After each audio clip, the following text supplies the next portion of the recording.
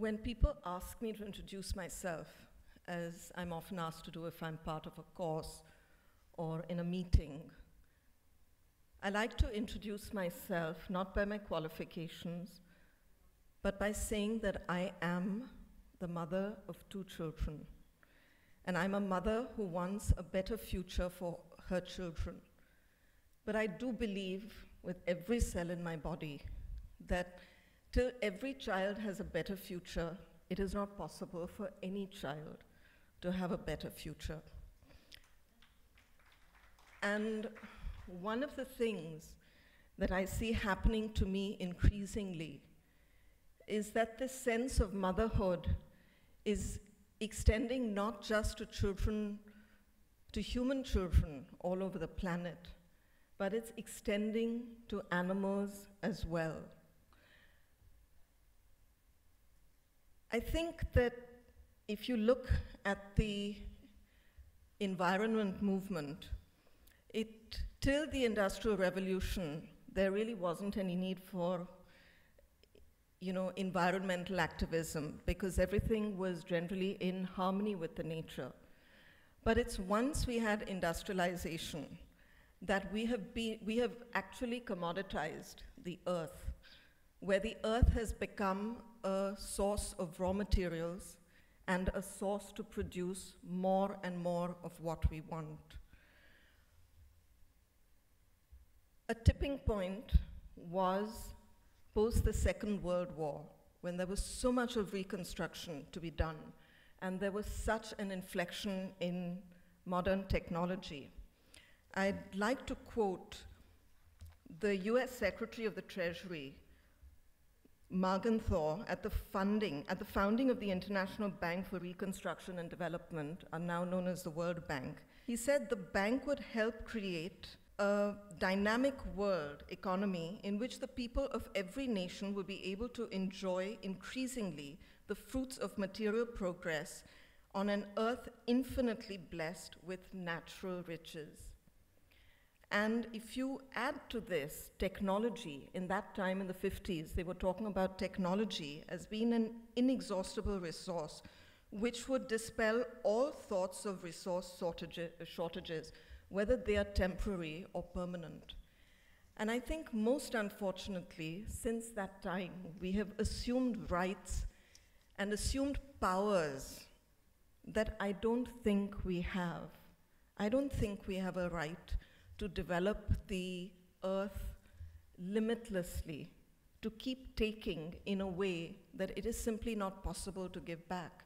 The coal and the oil industry are an example of this, because no matter what we do, we are never going to be able to create coal and oil for I don't know how many hundreds of thousands of years, because that's a natural process that takes time.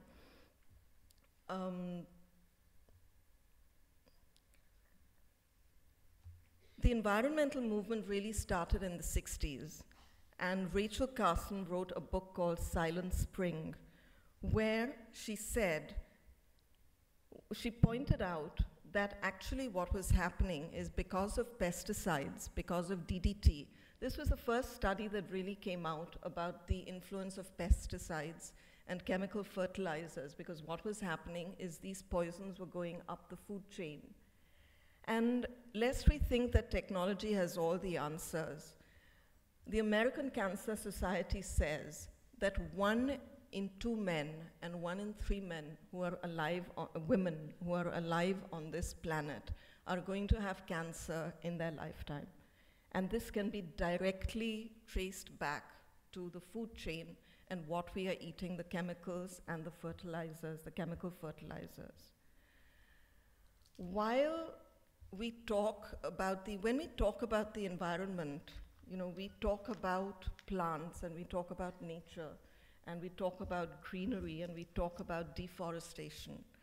But one of the aspects that I would like to share with you and I would like to talk about, something that is really very unpleasant, I don't hear too many people talking about it, but which as a mother really, really, really bothers me, is factory farming.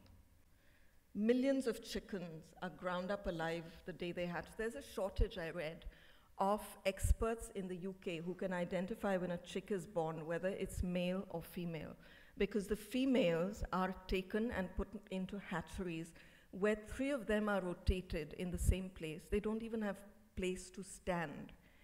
And the rate at which they are fattened is the equivalent of a 2-year-old child, human child, weighing 80 kilos.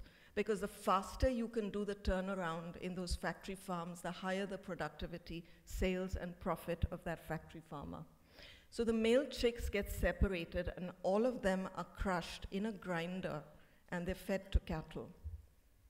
Cattle who are supposed to be vegetarian, cows, the dairy industry, this is the feed for the dairy industry. Next, please. These are pigs. This is how they are bred. The minute their babies are born, they are separated from their babies. They take too much space to move around. And ultimately, they're only meat, and they're only going to be eaten. So they don't have any rights from the day that they are born. The next slide, please. Veal, you know, that very light-colored pink meat that is so, you know, it's such an elite food to have, so desirable, so tasty. This baby calf who has been separated from its mother has chains bound around it so that it can never move, because if it moves, its muscles develop, and you will not have the color of meat that you want. The next slide, please. Tail docking, chopping the tails off without anesthesia in the most painful way so that the tails don't swish and hurt the people who are supposed to be collecting this milk. I think that's the last image that I had the stomach to put up, but I can go on and on and on about this. Now, I don't want to be judgmental. That's the last thing I want to do. I know that the choices that we make about what we eat have a lot to do with our culture, our traditions.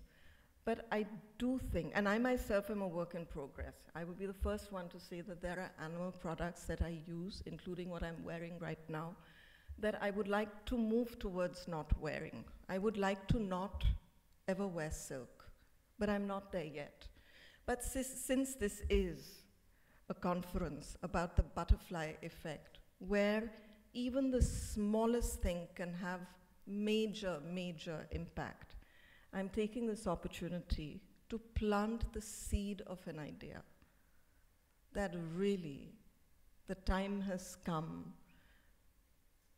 when we cannot treat any form of life as being lifeless, and we most certainly do not have the right to subject animals to torture and pain for their entire life and then slaughter them in ways that are probably worse than anything that happened in any concentration camp. I want to finish by saying I would like to refer you all to a speech. You can Google it. It's called The Best Speech Ever by the ex-CEO of Citibank, Philip Wallen.